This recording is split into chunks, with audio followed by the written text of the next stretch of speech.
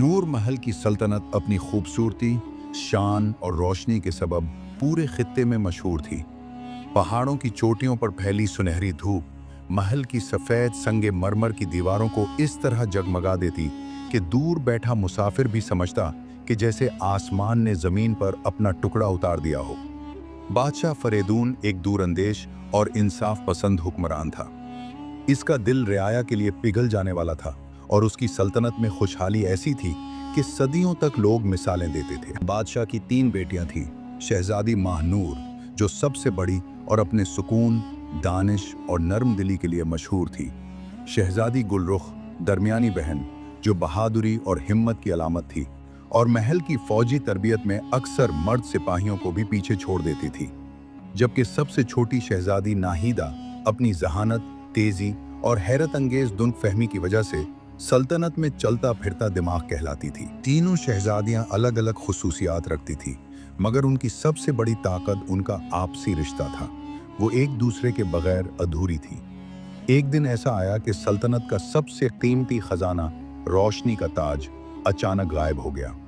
ये ताज सिर्फ जेवर या शान की अलामत नहीं था, बल्कि नूर महल की हिफाजत की रूह समझा जाता था। कहा जाता था कि ताज की रोशनी रात के अंधेरों में भी सल्तनत पर निगाह रखती है, दुश्मनों को दूर भगाती है और महल के अंदर अमन कायम रखती है। ताज का गायब होना सिर्फ चोरी नहीं थी, ये पूरे मुल्क के लिए खतरा था। महल में शोर मच गया, वुज़रा परेशान, मुहाफिजों के चेहरे जर्द और बादशाह फरेदून गहरी सोच में डूबा हुआ था। उसने ऐलान किया कि जो भी ताज वापस लाएगा उसे सल्तनत का सबसे बड़ा एजाज दिया जाएगा। मगर उसके दिल में खौफ था कि दुश्मनों को शायद मौका मिल जाए। रात ढलते ही तीनों शहजादियां महल के बाग में एक खुफिया जगह जमा हुई। हवा में खामोशी थी, दरख्तों के पत्ते तक साकित थे।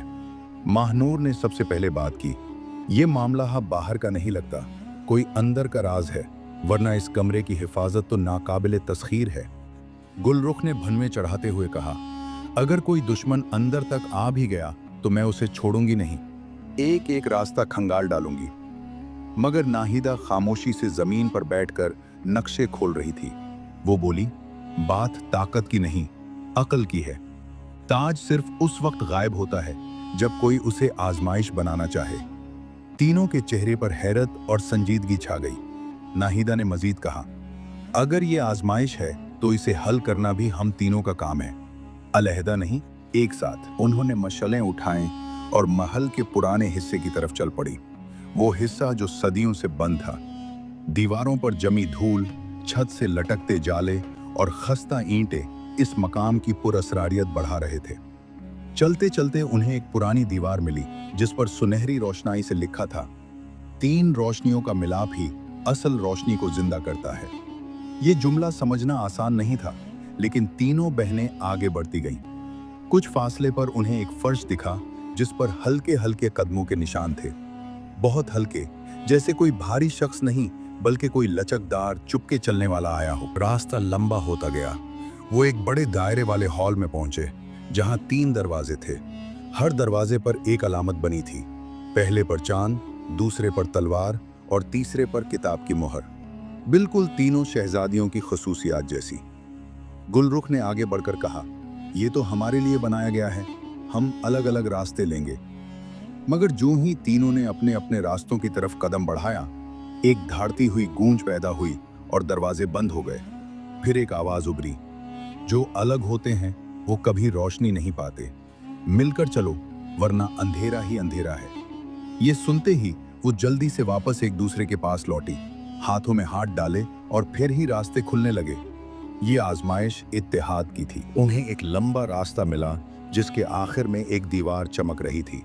वो जैसे ही करीब पहुंचे, दीवार खुद ब खुद खुल गई और उन्हें एक तवील सुरंग दिखाई दी जिसके दरमियान सैकड़ों पुरानी किताबें, पुराने हथियार और रोशन पत्थरों से बना एक मेहराबी रास्ता था। सुरंग के आखिरी सिरे पर एक सुनहरा दरवाजा था जिसके सामने एक निहायत बूढ़ा, सफेद दाढ़ी वाला मुहाफिज खड़ा था। इसके चेहरे पर सुकून, मगर आंखों में सदियों का इल्म छुपा था। वो बोला, मैं ताज का मुहाफिज हूं, ताज चोरी नहीं हुआ, महफूज किया गया है। तीनों ने हैरत से एक दूसरे की तरफ देखा। मुहाफिज ने कहा, बादशाह फरीदून चाहता था कि तुम तीनों ये जान लो कि सल्तनत की असल हिफाजत न ताज करता है न दीवारें, बल्कि तुम तीनों का आपस का इत्तेहाद। ताज सिर्फ उसके सामने जाहिर होता है जो दिल, दिमाग और हिम्मत तीनों यकजा रखे। सुनहरा दरवाजा खुला और अंदर ताज रखा हुआ था, इतनी तेज रोशनी फैलाता हुआ कि कमरा दिन की तरह रोशन हो गया। शहजादियां आगे बढ़ी, ताज उठाया और ताज की रोशनी ने उनके चेहरों पर ऐसी चमक पैदा की जैसे कुदरत ने उन्हें नए मकाम पर पहुंचा दिया हो। रास्ते वापस खुलते गए और तीनों बहनें ताज लेकर महल की तरफ चल पड़ी।